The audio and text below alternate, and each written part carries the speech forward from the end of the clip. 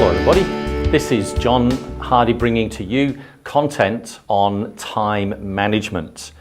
And it's an interesting subject because this is one of the most popular questions and the most challenging areas that I interact with my clients almost on a regular basis whenever I see them, the challenges that they have with time. Often it overwhelms them, they're not sure how to do it, they struggle with it, they don't have the keys, strategies or insights. And what I've done is I've collected information and I want to share that with you today to help you. So we can not manage time, but we actually can do something better with our time. And that's the whole purpose of thinking this through today. And so what I want to talk to you about now is distractions. Because this is one of the big areas that people live with time. And I find this with what people do with the open door principle. Business owners sit in their offices and doing their work, and they have their door open to anybody within the business. And then they wonder at the end of the day, oh, what's really going on here? I don't seem to be getting anything for me to do. And I've got still my list of work, and yet I've done 8 or 10 hours and I don't seem to have accomplished anywhere, because what we've done is we've allowed ourselves to be distracted by many things. One of those distractions is the open door principle. I'm going to talk about that. One of the distractions is emails. I'm going to talk about that. One of the distractions is telephone calls, when they come and the demands of those. One of those is meetings that we set up for ourselves. And so we allow in our world distractions. And we wonder where time goes. So let me deal with the first one, the open door principle that people seem to think is the way. I'm available for you all the time. It is a huge distraction, and it's an ineffective and an inefficient use of your time. Because what people will do is they will come into your world and they will bring with them their monkeys. They will sit down at your desk and they will drop their monkeys onto your desk and chat about whatever the dynamic is, and they will leave the monkey for you and they will walk out because you haven't learnt the skill.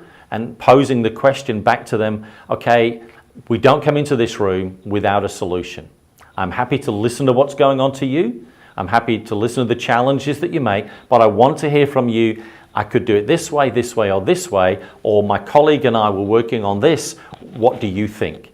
And the power of doing that, of pushing the monkeys back, and if you want to know more about that, read Ken Blanchard's book on the 1 Minute Manager Manages the Monkeys. Powerful, simple book, really powerful, and helping deal with the open door problem. Because there is times for you as business owners where you need to say to your staff, you need to say to your consumers, you need to say to your directors, you need to say to anybody around and about you, if the door is closed so I can do my work. It's really important, and no disturbing me. And it's hard to do, because this is what I say to business owners about the power of saying no. Learning that power is really, really principal, and this is where we can apply that in a very real dynamic that's going on in our world.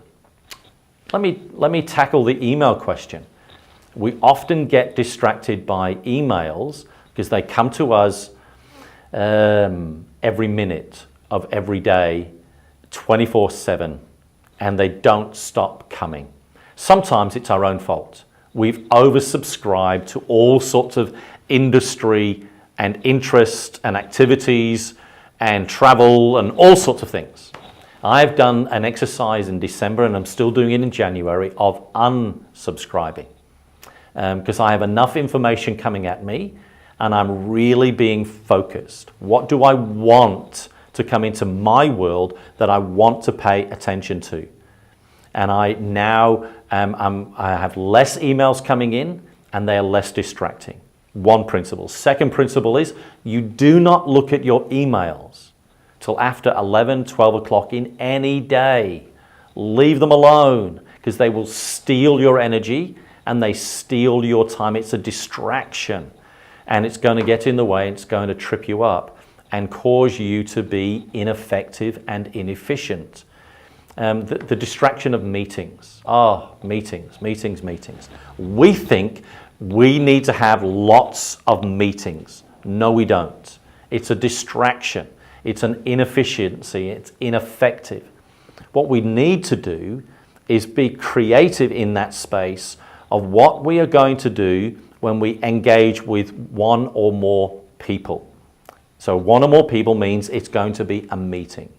And every one of those engagements need to have a unique agenda item and a unique purpose about why it actually exists. Now, we often will have staff performance meetings.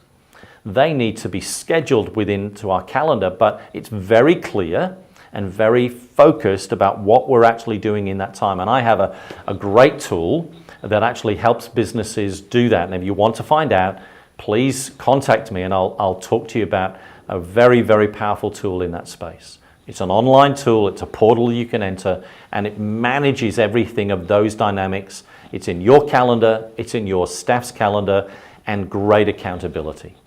And so this is really powerful. So that's a way in which we can deal with meetings, is what is the purpose and what is the agenda.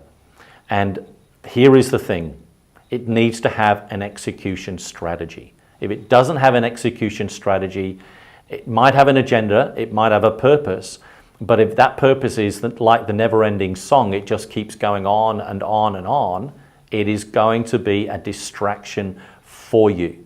And when you're growing your business and having multiple levels of leaders, there is times when you need to push that away.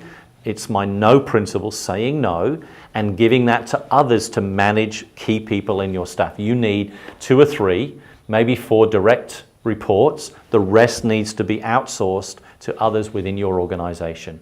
And let those layers take place, because they're really powerful. It upskills them, it makes them accountable, but again, it must be that principle. So if you're having a larger meeting, the same principle applies.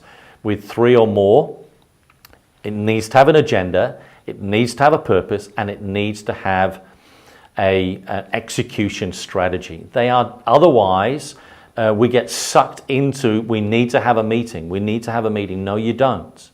You only need to have those dynamics of meeting with people, small groups, where you are meeting for a purpose, with an agenda, and there's an execution strategy coming out of that. And so there is many distractions that want to creep into our world. And here is another one that distracts you with your time management, and that is fires. There seem to be a conversation that goes on with my clients that there is always fires to put out. And what we're doing then is we're living out of the urgent and not living out of the important. It's a distraction. Fires are a distraction, and we've got the wrong emphasis rather than the right emphasis. And it really is important. And so the list is almost endless, the kind of dynamics of distractions that come into your world that are helping you be ineffective and inefficient with your time.